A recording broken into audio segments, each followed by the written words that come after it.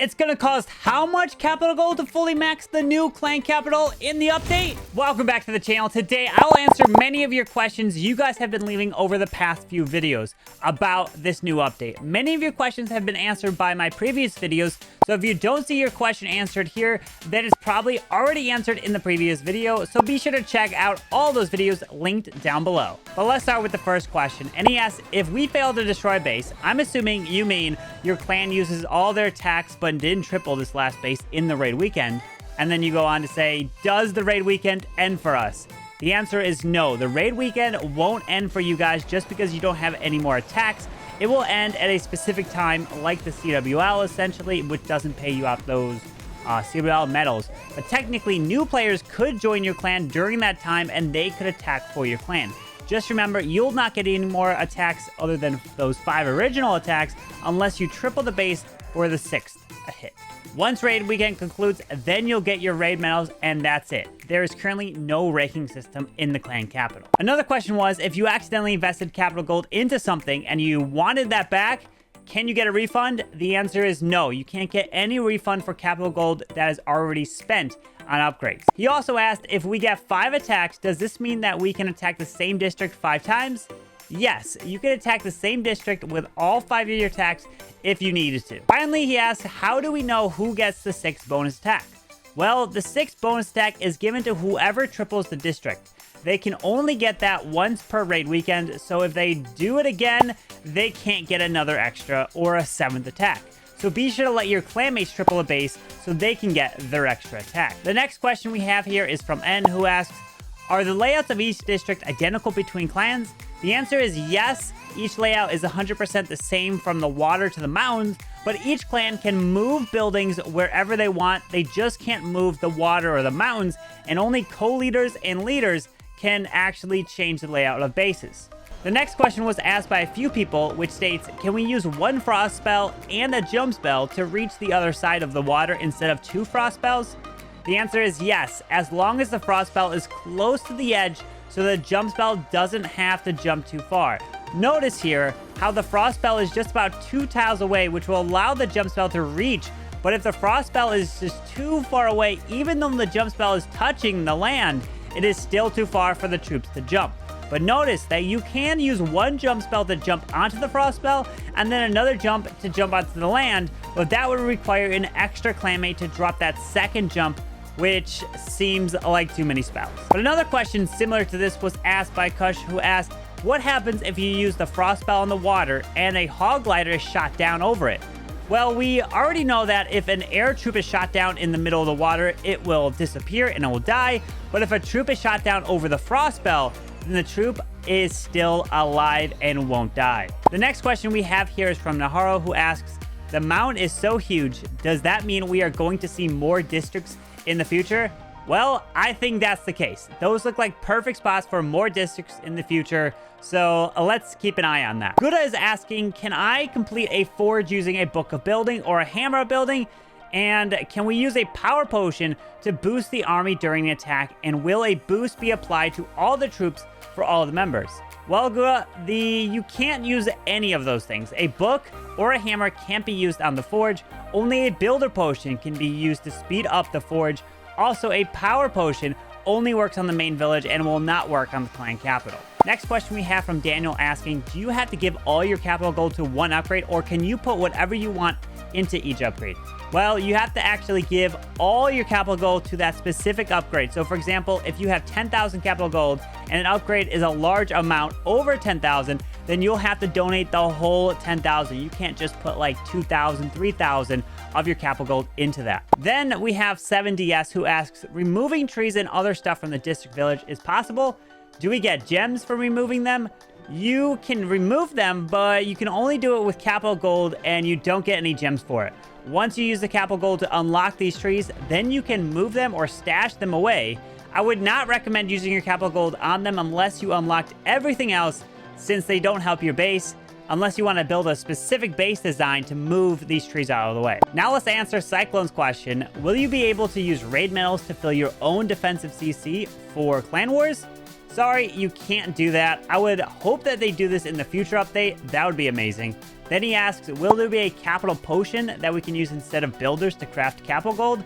Sorry, not at the moment. That again would be a cool update idea, but it's not available right now, unfortunately. Now we have a question about rushing from Chaotic, who asks, can the clan capital be rushed?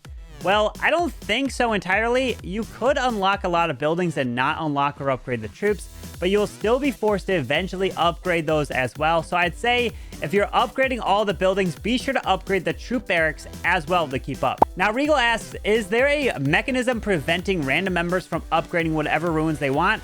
Sorry, there is not. Any member can upgrade anything they want. Also note, if a random player joins your clan, then they can see your clan capital and can donate to anything. So be careful of who joins your clan capital if you don't want them upgrading certain things in your clan capital. Then Ananhu asks, can we use the auto builder or the 6 builder for crafting in the forge?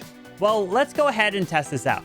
I have a Tunnel 13 account here, and this account will only have 3 crafting slots available.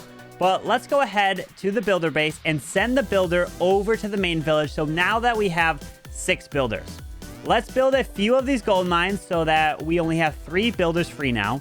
And let's use our remaining builders to craft the capital gold. And notice that we can still craft all these slots. We now have no more builders free, but if we gem one of these gold mines, we can still send the builder back to the builder base. So every builder is the same when it comes to upgrading either the capital gold or your regular, but there isn't 6 crafting slots either way. So essentially, if you have an extra builder, they'll help you build other things. Then the next question we have is, can we still get the raid medals if we lose? Yes, you will still get raid medals for participating in the raid weekends, so be sure to use all your attacks. There is no such thing as losing in a raid weekend. It's just a matter of how much you complete. The second question is there a cooldown on using raid medals for your CC? The answer is no. You can fill up your CC as many times as you want, as fast as you want. Look at here. I keep removing and putting the dragon inside of this clan castle, and you can see there is no timer. So raid medals are super convenient for that. Next, we have a very interesting question, which is from Random Guy, who asks, I wonder how much capital gold it takes to completely max out the clan capital. Well, let's go ahead and find out exactly how much it takes to max a clan capital out. So I'll go ahead and give myself 100 million capital gold, since this is still the dev build, and I'm able to give myself this gold to help testing out. You can't do this in the regular game, so keep that in mind. This is just the dev build. So I'm going to start upgrading everything from start to finish. And you'll notice that the loot at the top right is starting to drastically decrease. I had no clue how much capital gold it would take, but I started to realize that later in the upgrade process, it took more and more gold to a point that it was some pretty crazy amounts. And here we go. We have finished with just over 11 million capital gold remaining, which means that it costs about 89 million capital gold to upgrade everything except for the trees and obstacles.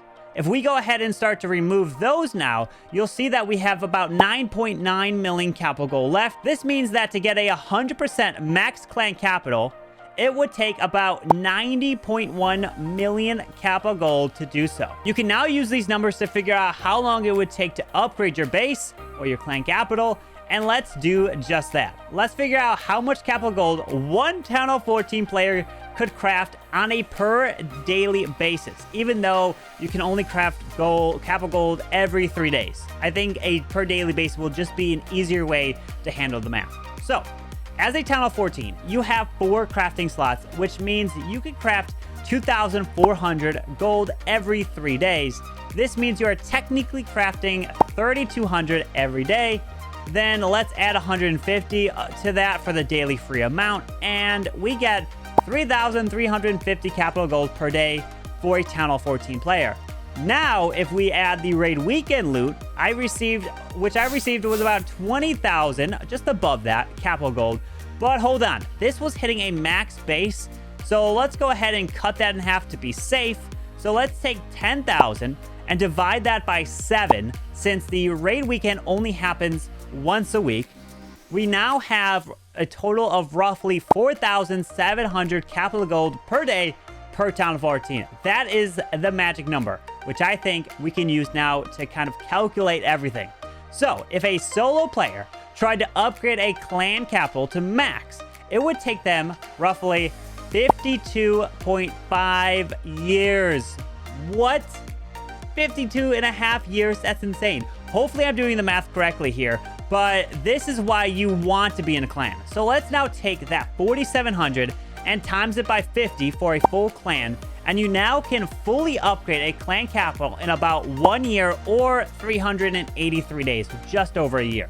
And if you had a clan of 20 full town of 14 players, it would take you about 2.6 years to fully max out. I find this very interesting, and hopefully this helps you understand how important it is to be in a clan where everyone helps build the clan capital. Now the next question we have asks, what if you join a clan with a max clan capital? Can you access that max clan capital? The answer is yes. Anyone can access the clan capital just by joining the clan. Next, Sean asks, how do raid weekends work for clans that don't have all the districts unlocked? Well, you will get matched with other clans that are similar to yours. So if you only have one district unlocked, then you will get matched with a clan that only has one district unlocked as well. Then once you destroy that one district, you'll unlock their capital peak to attack. So the way it works, to hit a capital peak, you need to destroy all the districts below. So you're just going to be matched with a team that's very similar to yours. Now Parth asks, is damage to any particular building persistent? The answer is yes. Take a look at this dragon at how it damages the building here. Notice the attack is ended, and the next attack to hit this base now attacks the building with the same health as the previous attack. So the damage is persistent, and wherever you leave off, your clanmate will take over. Next question we have asks, can we use our 5 attacks on the same base if all the other bases are 3-starred already? So if the bases are 3-starred, then you'll unlock the capital peak. If that is then 3-starred, you'll get matched with a whole new clan. So there is never a point where every single base is going to be 3-starred like a clan war, because this is not possible in the clan capital system in the raid weekend. There will always be at least one base that's not 3-starred, and that's the base that you will be able to attack. And finally, Ronan asks, who is that old man standing on the book with the hammer? And do you mean this guy that's right here? Well, his name is the Ancient Builder. He is the wise old man watching out for your clan capital. If you enjoyed this video, I'm sure you'll enjoy all the sneak peeks, which further explains this update in detail. So go check out these videos here or linked down below.